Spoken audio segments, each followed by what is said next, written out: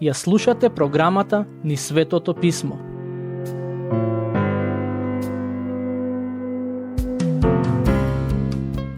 Драги пријатели, претходниот пат застанавме кај глава 13, стих 44 од Евангелието според Матеј. Веќе размислувавме за дел од параболите кои Господ Исус ги кажа за небесното царство. Уверен сум дека треба да се држиме до неговиот начин на толкување на параболите за соодветно да ги разбереме. Денес ќе обработиме 3 други параболи кои ќе ни помогнат да сватиме одредени аспекти на небесното царство. Првата парабола е запишана во стих 44. Иако претходниот пат го прочитавме, сепак ќе го сториме тоа и денес за да се подсетиме на самата парабола. Таму се вели: Царството небесно прилега уште и на богатство сокриено во нива, кое го нашол човек и прикрил, па од радост за него отишол и продал се што имал и ја купил таа нива. Како и за другите, така и за оваа парабола има многу толкувања кои за жал се погрешни. Оваа парабола не може да има повеќе значења, туку само едно и верувам дека денес ќе го откриеме истото. Прво, морам да напоменам дека параболата не ни објаснува случка во која некој грешник го купува царството, бидејќи Евангелието не може да се купи. Зашто тогаш станува збор во овој стих?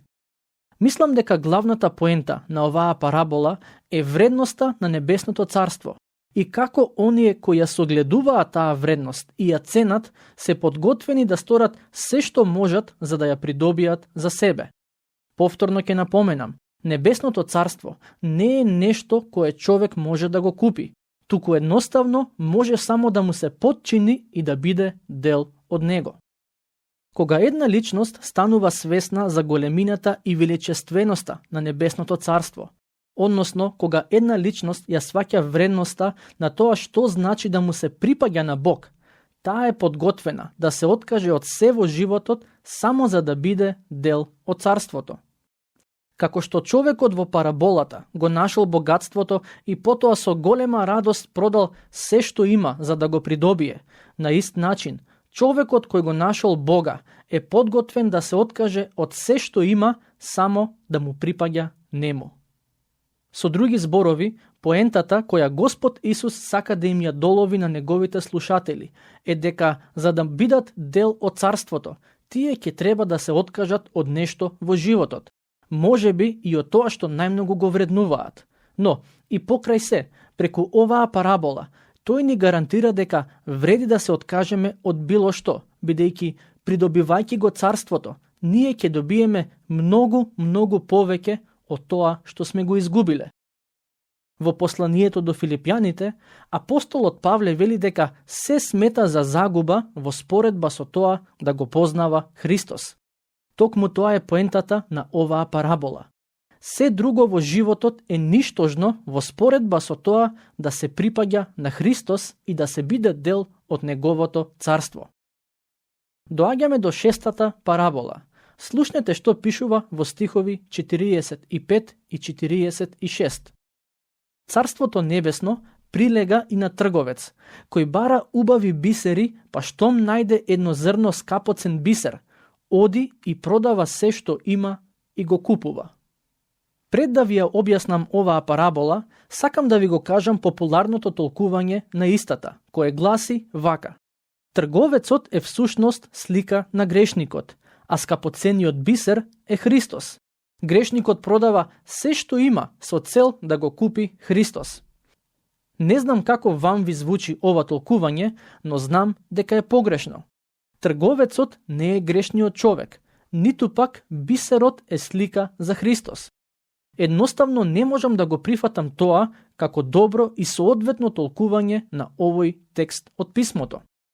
Прво, од библиска гледна точка, не можам да ја прифатам идејата дека грешникот е во потрага по спасението кое се добива преку Христос. Ние луѓето сме во потрага по многу нешта, најчесто грешни, но сами по себе ја немаме способноста да го бараме Христос. Не само тоа, туку нема начин како грешникот да го купи Исус. Што можеме да му понудиме нему? Ние немаме ништо. Полни сме со гревови и духовно сме сиромашни. Дури и да можевме да понудиме нешто, Христос и спасението не се за продажба. Евангелието не учи дека Христос се даде за нас без да го заслужиме тоа, и спасението ни е понудено без било каков наш придонес. Некој можеби ќе рече: добро, тогаш кое е значењето на оваа парабола? Еве ви го моето мислење. Трговецот е Христос.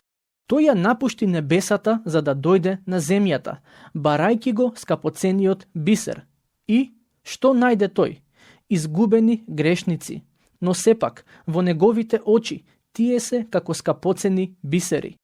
Тој умре за нив, ја пролеа својата крв, го даде својот живот, односно се што има за нивно спасение. Во второ послание до Коринтјаните, глава 8, стих 9 пишува: бидејќи вие ја знаете дарежливоста на нашиот Господ Исус Христос, дека тој, иако богат, осиромаши заради вас, да се збогатите и вие преку неговата сиромаштија. Тој не откупи. Ајде за момент да размислиме и за бисерот. Што е бисерот?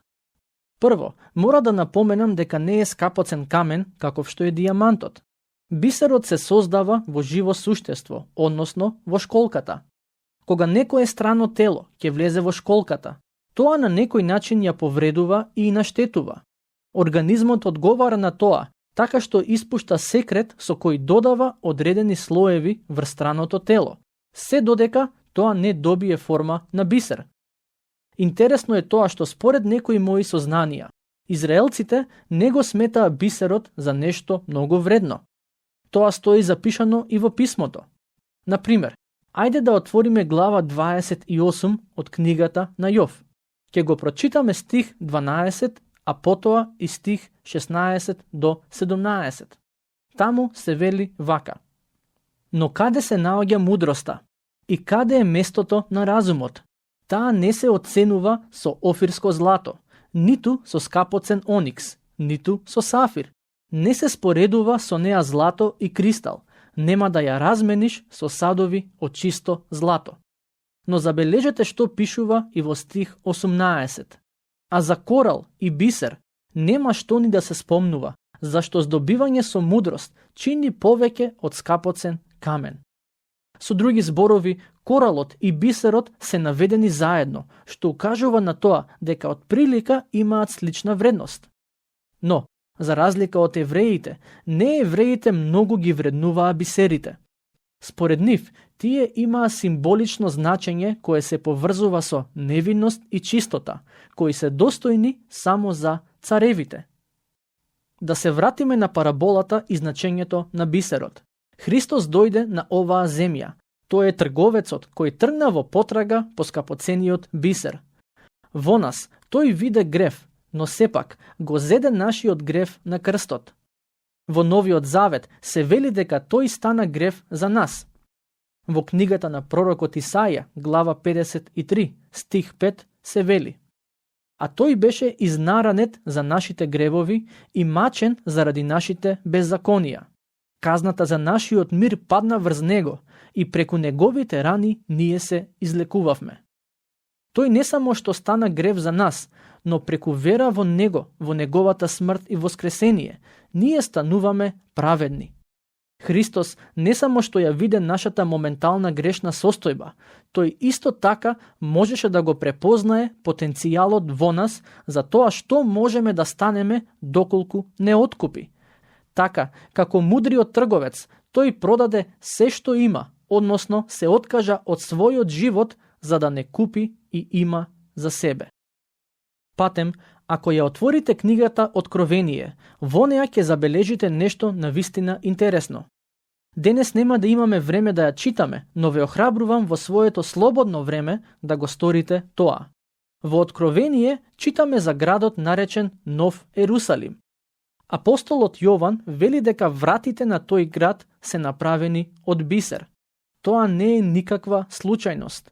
Иако евреите не му даваа голема вредност на бисерот, сепак Бог го вреднува. Драги слушатели, денес сакам да знаете дека Господ Исус ве вреднува вам. без разлика што другите мислат за вас и дали ја препознаваат вашата вредност. Господ ве познава и ве сака. Дојдовме до седмата и последна парабола во оваа серија, стихови 45 до 50. Царството небесно прилега исто така и на мрежа која се фрла во морето и уловува секакви риби. И кога ќе се наполни, ја извлекуваат на брегот и седнуваат, па добрите риби ги собираат во садови, а лошите ги фрлаат. Така ќе биде и при крајот на светот. Ќе излезат ангелите и ќе ги одделат лошите од праведните и ќе ги фрлат во вжарена печка. Таму ќе има плач и крцкање со заби. Од оваа парабола треба да ни биде јасно дека е ужасно кога човек е духовно изгубен. Кога велам духовно изгубен, мислам на човек кој останува да живее во своите гревови без да поверува и да се обрати кон Христос. Секој кој живее оддалечен од заедништвото со Христос е изгубен човек и вечната судбина на тие луѓе е опишана со зборовите плач и крцкање со заби. Знаете, луѓето некогаш велат, не знаеме дали постојат рајот и пеколот. Може би постојат, а може би и не. Но подобро е човек да тргне со предпоставка дека тие се реалност. Во тој случај, барем ќе можеме да се подготвиме за рајот. Од друга страна, ако не тргнеме со предпоставка дека има рај и пекол, а тоа е вистина, може многу да се каеме. Господ Исус јасно кажа дека рајот и пеколот постојат и на вистина ќе им биде тешко на оние кои ќе завршат во пеколот. Знам дека луѓето сакаат да живеат со идејата дека пеколот не постои и дека тоа е измислица. Но, јас многу пати во животот сум ја искусил вистинитоста на Библијата, а во неа, покрај другото, се зборува и за постоењето на пеколот. Затоа, одлучувам да и верувам на Библијата, а не на мислењето и предпоставките на луѓето. Ако добиете сигурни информации, подкрепени со докази, дека наскоро ќе ви се случи некаква природна непогода, како би реагирале на тоа? Безумен човек би ги игнорирал тие информации или пак би помислил дека тоа се измислици. Но, мудриот човек ќе размисли за тоа што му е кажано и ќе направи се што може да се заштити себе си, а и своите ближни. Истото се однесува и во однос на пеколот и вечната смрт. Господ Исус многу јасно ни кажува дека имаме две опции за тоа како можеме да ја поминеме вечноста. Сега, секој од нас треба да донесе одлука врз основа на неговите зборови. Во стих 52 ни е запишана една Исусова изјава која според некои луѓе треба да се вброи во параболите. Да предпоставиме дека е тоа така. Слушнете што рече тој. Затоа, секој книжник кој се научил за Царството Небесно, прилега на домаќин што изнесува од своето сокровиште ново и старо. Изнесувањето на стари, но и нови поуки од сокровиштето е работа на секој добар проповедник. И јас како проповедник сум повикан да изнесувам стари, но и нови поуки преку оваа програма. Кога некој ќе ми рече, ова што го зборуваш си го кажал и претходно, јас не го гледам тоа како нешто трагично. Во Божиот збор има многу вистини, некои од нив ни се познати и треба да ги повторуваме, а други допрва да ги откриеме. Стих 53 и 54. И откако ги кажа Исус овие параболи, си замина оттаму. А штом дојде во својот роден крај, го поучуваше народот во синагогите нивни. И сите се чудеа и велеа, од каде кај него ваква мудрост и моќ. Луѓето никогаш не ја доведуваа во прашање вистинитоста на Исусовите чуда. Најчесто тие се прашуваа како тој може да прави чуда, а не дали ги прави. Стих 55. Нели е овој син на дрводелецот? Мајка му нели се вика Марија и браќата негови Јаков и Јосија, Симон и Јуда? Нели е овој син на дрводелецот? Тие беа збунети, не можеа да сватат како син на дрводелец може да прави такви нешта и така да поучува. Може би сметаат дека добрите учители треба да дојдат од семејства во кои има познати религиозни водачи. И денес има многу луѓе за кои Исус е само син на дрводелец или пак добар учител и ништо повеќе. Оние кои не се отворени да го прифатат како Господ и Спасител, се лишат себе си од многу благослови. Стихови 55 и 56. Нели е овој син на дрводелецот? Мајка му нели се вика Марија и браќата негови Јаков и Јосија, Симон и Јуда? И сестрите негови, нели се сите меѓу нас? Од каде пак сето тоа кај него? Овој стих е потврда дека Господ Исус имаше браќа и сестри кои се родија после него. Стих 57. И се соблазнија заради него, а Исус им рече: нема пророк без чест, освен во земјата негова и во домот негов. Луѓето мислеа дека добро го познаваат Исус и затоа не беа отворени да ги примат зборовите и делата кои тој ги направи. Тоа е сериозна опасност. Стих 58. И не направи таму многу чуда поради нивното неверие. Ова е навистина интересна изјава. Што е единственото нешто што ја ограничи Божјата моќ додека тој беше тука на земјата? Одговорот е неверието на човекот. Не дека тој не можеше да прави повеќе чуда, но луѓето немаа вера да ги добијат. Драги пријатели, и нашиот проблем денес е што немаме доволно вера во Бог. Тука пред се зборувам за верата која ни е потребна за спасение, но исто така и за верата која ни е потребна за исцеление. Поради тој недостаток, ние на некој начин го ограничуваме Божјото дејствување во и околу нас. Ова е многу важна вистина која треба да не поттикне да се преиспитаме. Со тоа доаѓаме до глава 14 од Евангелието според Матеј, во која повторно читаме како луѓето го отфрлаат Господ Исус. Всушност, мислам дека Матеј со намера продолжува да пишува за антагонизмот кон Исус и тоа што конфликтот помеѓу него и религиозните водачи не само што продолжи, туку и се продлабочи и се движи кон некоја кулминација. Во оваа глава, покрај другото, читаме и за смртта на Јован Крстител. Со убиството на Јован започнува една фаза во ова Евангелие во која темнината се поактивно се бори против светлината. И тоа не само преку вербални напади, туку и на дело.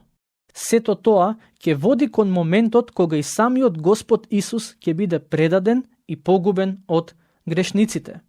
Но, во овој момент Исус накратко се повлече од јавноста за Ирод да не преземе никаков чекор во насока на негово погубување, бидејќи се уште не беше дојден неговиот час. Во оваа глава ќе читаме и за хранењето на оние 5000 луѓе. Тоа чудо е навистина важно и е единственото за кое пишуваат сите 4 евангелисти. Ке почнеме со читање на првите 2 стиха.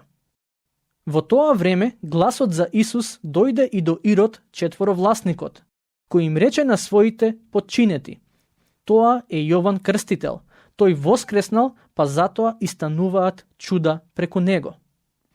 Некој можеби ќе помисли дека Ирод бил суеверен, и јас се согласувам дека ваквиот став е суеверен, но ова е само извештај за настаните онака како што се случиле.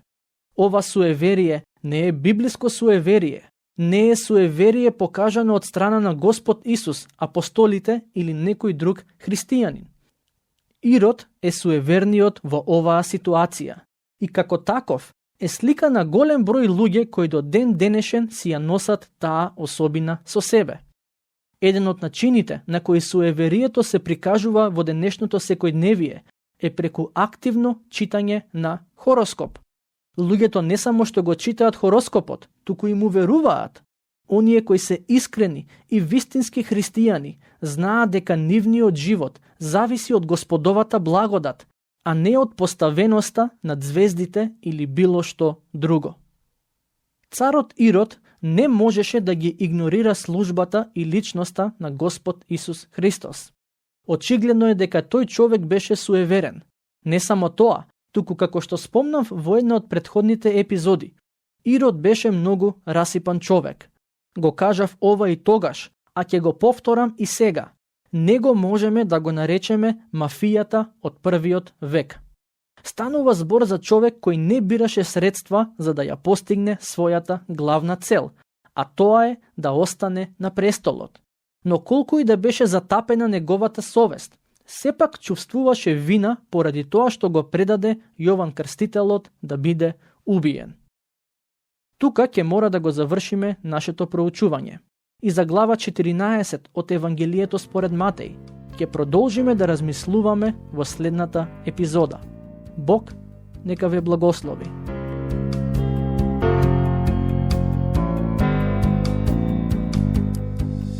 Слушнавте епизода од програмата Низ Светото Писмо. Можете да не слушате и преку мобилна апликација на нашиот YouTube канал и на подкаст платформите како што се Apple и Spotify. Ако ви се допаѓаат нашите епизоди, споделете ги и препорачајте ги на вашите пријатели. Бидете слободни да ни оставите свој коментар или да ни пишете на нашата имейл адреса nizsvetotopисmo@gmail.com. Следете ги нашите страни Низ Светото Писмо на Facebook и Instagram. Епизодите од оваа серија можете да ги најдете и на нашата веб страна ttb.twr.org.